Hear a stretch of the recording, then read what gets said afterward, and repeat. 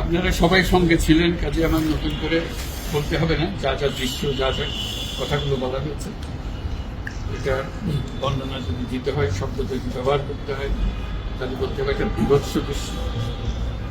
এটা মানুষের মনুষ্যত্ববোধ বলে কোনো জিনিস যা আছে সেটার থেকে বহু গভীরে নিয়ে গেছে। এটা নিশ্চিত করার জন্য মনুষ্যত্ব অর্জন করে না, নৃশংস প্রতিটি জিনিস যে হয়েছে, যতটাই শুনি অবিশ্বাস্য মনে হয়। এদিকে আমাদেরই জগৎ, এদিকে আমাদেরই সমাজ, আমরা এটা বললাম।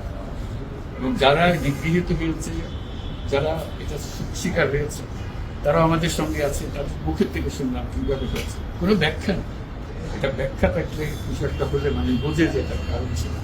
বিনা কারণ রাস্তা থেকে উঠিয়ে আনুন, বিনা দোষে কতগুলো সাক্ষী সাবুত হাজির করে সেই এক্সপ্লোসিভ কতগুলো গাড়ির মধ্যে ঢুকে দিয়ে তারা বলছে সন্ত্রাসী জঙ্গি, এগুলো বলে বলে তাকে নিয়ে আসা হয়েছে। এবং এইরকম ইন্টারোগেশন সেল, এরকম টর্চার সেল সারা বাংলাদেশ জুড়ে আছে, সেটাও শুনলাম আজকে। আমার ধারণা ছিল যে এখানে আয়নাগর বলতে যে কয়েকটা আছে, এখন শুনতেছি আয়নাগরের বিভিন্ন ভার্সন সারা দেশ জুড়ে আছে। কেউ বলতে 700, কেউ বলতে 800। এতে সংখ্যাও নিরূপণ করা যায় কতটা আছে, কতটা জানা আছে, কতটা অজানা রয়ে গেছে সেই জিনিস। আমরা এমনি শুনি আইএমএ জাহেলিয়াত বলে একটা কথা আছে। এই গত সরকার এই আইএমএ জাহেলিয়াতকে প্রতিষ্ঠিত করে গেছে সর্বক্ষেত্রে, এটা তার একটা নমুনা। আর আমি কমিশনকে ধন্যবাদ জানাচ্ছি, তারা বহু কষ্ট করেছে। অন্যান্য কমিশন তো তারা করেছে, অন্তত তারা নিজেদের ঘরে বসে করতে পেরেছে। এদেরকে গুম কমিশনের যেটা, তারা কোদাল এগুলো আবিষ্কার করার জন্য আসতে হয়েছে, তাদেরকে বের করার জন্য। বিশ্বের মধ্যে গিয়েছিল, কারা কি করেছে, এখনো ধ্বংসাবশেষ আমরা দেখতেছি। কাজে আমরা দেশের যে চূড়ান্ত অবনতি, চূড়ান্ত রূপ দেখলাম সর্বক্ষেত্রে, এটা তার একটা প্রতিচ্ছবি। কাজে গুম কমিশন যেটা আমাদের সামনে নিয়ে আসলো, সেটা হলো যে কি পরিমাণে একটা দেশকে সর্বদিকে ধ্বংস করা যায়, এমনকি মানুষের একেবারে সামান্যতম যে মানবিক অধিকার সেটুকু থেকে বঞ্চিত করে রেখে দেওয়া হয়েছে। আজকে এটা জাতির জন্য একটা বড় চূড়ান্ত রকমের একটা ডকুমেন্ট হবে। আপনাদের সাক্ষী রেখে আপনাদেরকে নিয়ে এসে আমরা শরীর হলাম এটাতে। যারা এই ভুক্তভোগী তাদের সঙ্গে কথা বললাম, কয়েকজনের সঙ্গে ভুক্তভোগীদের সংখ্যা আমার জানার মতো 1700 প্লাস, 1750 প্লাস এরকম যারা ভুক্তভোগী।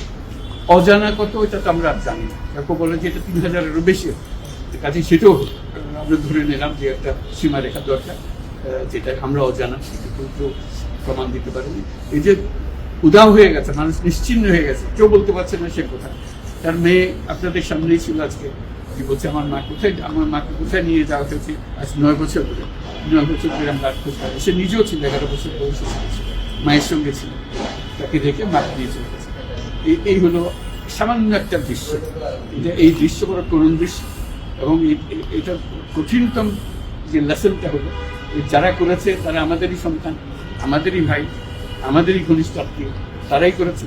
এবং আমরা এই সমাজকে যদি এর থেকে বের করে না আনতে পারি, তাহলে এই সমাজ তো টিকে থাকবে না। যে এইভাবে যদি আমাদের হয়, আমাদের সন্তানরা যদি এগুলো করে, এবং তারা যদি এইরকম কাজ করতে পারে, যে মানুষের পক্ষে যেটা সম্ভব। একজন বলছিল যে খুঁটির মধ্যে তাকে রাখা হয়েছে, গ্রামে তো মুরগির খাঁচা চেয়ে বড় হয়, এরকম অবস্থা। মুরগিও নড়াচড়ার যেরকম জায়গা হয় না, ওরও নড়াচড়ার কোনো জায়গা নেই। ওকে ব্যবস্থা রাখা হয়েছে, মাসের পর মাস, বছরের পর বছর তাকে ব্যবস্থা রাখা হয়েছে। এটা মানুষের সামনে এখন বিচার রইল, কীভাবে আমরা আবার নতুন করে সমাজ করতে পারি, যাতে করে আমরা এই যে এটা আমাদের সবারই অপরাধ, যেটা হতে দিয়েছি আমরা দেশে। আজকে আমরা মুক্ত হলাম, সে মুক্ত বাংলাদেশে আমরা যেন নতুন করে আবার সমাজ করতে হবে।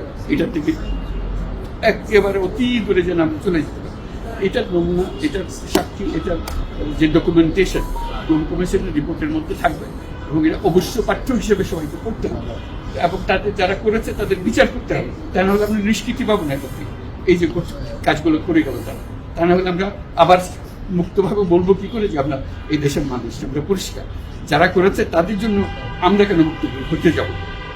তাদের সে বিচার করবো, জনসাধারণ বলবো যে এখন উচিত বিচার হয়েছে, তখন আমরা এটা থেকে সেটাই হলো আমাদের আবেদন দেশের সবার কাছে, এই বিচারটা যেন আমরা করে ফেলতে পারি। অফ ইউর সাইড এভিডেন্স হিসেবে একটা সিঙ্গেল করে দেওয়া হবে যাতে আইসিটি এভিডেন্স হিসেবে ব্যবহার করতে পারে স্কুল জানবে আমি এইগুলো সব এভিডেন্স যাতে আমরা দেখলাম এভিডেন্সগুলো সিলগালা করে রাখা হয় যাতে করে কেউ বিনষ্ট করতে না পারে যখন বিচারের কাছে যে একটা প্রমাণ হিসেবে ব্যবহার করতে পারে সেই হিসেবে আমরা থাকি। একটা কোশ্চেন দুইটা কোয়েশ্চেন করতে দিতে হবে এটা এই বড় স্টোরিতে আমি এক কোয়েশ্চেন করব না। মাননীয় প্রধান উপদেষ্টা দুইটা প্রশ্ন। প্রথমটা হলো যে আপনার পাশে যে দুইজন আপনার ক্যাবিনেটের মেম্বার দাঁড়ায় আছেন দুইজনেই কিন্তু জিআইসি বা আয়নাঘরে বন্দী ছিলেন, আজকে তারা আইডেন্টিফাই করছেন এবং আমরা আরো কয়েকজন সার্ভাইভারের সাথে কথা বলছি এবং তারা যারা বেঁচে আছেন ফিরে আসছেন তারা বলছেন যে তারা রাষ্ট্রের কাছে একটা উপযুক্ত ক্ষতিপূরণ চান, কারণ এগুলো প্রতিটা মামলাতে ওনাদের এক একজনের লক্ষ লক্ষ টাকা খরচ হয়েছে এবং আপনার সরকার থেকে গুমের সার্ভাইভার এবং গুমের শিকার ভিকটিম ফ্যামিলিদেরকে কোনো ক্ষতিপূরণের কোনো চিন্তা আপনাদের আছে কিনা, এটা আমার প্রথম প্রশ্ন। ক্ষতিপূরণ হিসেবে আমরা দেখিনি, আমরা দেখছি যে ন্যায় বিচারটা তার জন্য হয় অতি তাড়াতাড়ি হয়, যে বিচার দীর্ঘসূত্রিতা করে থাকবে সেই জন্য এটা থেকে নিষ্কৃতি পায়, এটা আমাদের ফার্স্ট প্রেফারেন্স। তারপর দেখা যাবে তাদের কি করা যেতে পারে। আচ্ছা, মাননীয় প্রধান উপদেষ্টা আরেকটা প্রশ্ন হলো, আপনারা বলছেন যে এটা সিলগালা করে দিবেন, কিন্তু একটা খুবই ব্যক্তিগত একটা রিকোয়েস্ট, এটা হাজেরা বেগম, উনি মায়ের ডাকের প্রতিষ্ঠাতা, যে সংগঠনটা সবচেয়ে বেশি গুম নিয়ে কাজ করছে এবং উনি র্যাব 1 হেডকোয়ার্টারে, যেটা ডিজি শহীদ মহোদয়, উনিও এটা সম্পর্কে অবগত, উনি মাসের পর মাস এখানে ঘুরছেন তার ছেলের সন্ধানে। উনি আর ওনার মেয়ে একটু এই জায়গাটা ঘুরে দেখতে চান, এটা অনুমতি আপনারা দিবেন কিনা? বিশেষ গুম কমিশন, এটা মানে গুম কমিশনকে যদি আমরা বলি, এটা আইসিটির সাথে আসলে আলোচনা করতে হবে, এগুলো এখন তদন্তাধীন জায়গা। না মানে মানবিক কারণে আমি যে এটা ওনারা দেখবেন এখানে অনেক কিভাবে অর্গানাইজ করা হবে সেটা। আচ্ছা, কারণ উনি এখানে অনেকবার আসছে এবং কথাবার্তা না না, দেখা ভালো, তার অন্তত মনে পরিষ্কার হ্যাঁ, হবে যে আমি এইটা দেখতে পাই, চোখে দেখতে পাই। স্যার এটাই মানে এই ভদ্র মহিলা তার হ্যাঁ জীবনটা ফিরিয়ে দিতে পারবো না যে জীবনের মাধ্যমে সে গেছে, অন্তত দেখলাম মনে সান্ত্বনা হবে, আমি জায়গাটা দেখে এসেছি। ওই মেয়েটা, যে বাচ্চা মেয়ে বলতেছেন আমার মাকে আর দেখতে পেলাম না, কোথায় চলে গেল, আজ পর্যন্ত কেউ খবর দিতে পারলো না সে বেঁচে আছে না মরে গেলে কোথায় আছে। Just one question, sir. Over the years, we've seen, at least last 16 years, under the last government, but police brutality, abuse is nothing new in this country. What sort of mechanism you have created as a part of the reform so that this doesn't happen in future, whether under elected government, caretaker government, or any sort of government? The whole existence of this government is because of this, that we don't want to stay in that darkness that has been created around us. So we want to create a new environment, new, as we say, new Bangladesh, as the students have been claiming all the time. So that led to the reform commissions. One of them is this disappearance commission, which led us to see this thing. If we didn't have that commission, probably it will be just a storytelling. Nobody will believe, somebody will say yes, somebody will say no. Now they have concrete proof, and now they will go to the justice. So this is one step. And then what happens to the rest of the institutions? You are dealing with something that have done.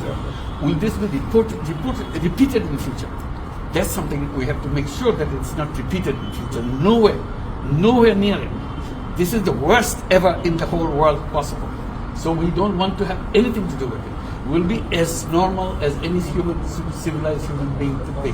So that's our commitment. That's what the reform commissions are all about. And since you asked the question, I'm very grateful to the commission for taking the trouble. It was not an easy job. They have to fight in all directions to discover. This is the whole discovery mission. It's not as simple going and taking evidences and writing reports about it. So they have to really detect this in a very serious way. And they're still worrying about whether we can skip the evidences as they are after all this thing happened. So this is our commitment. We want to create that society and that world for us.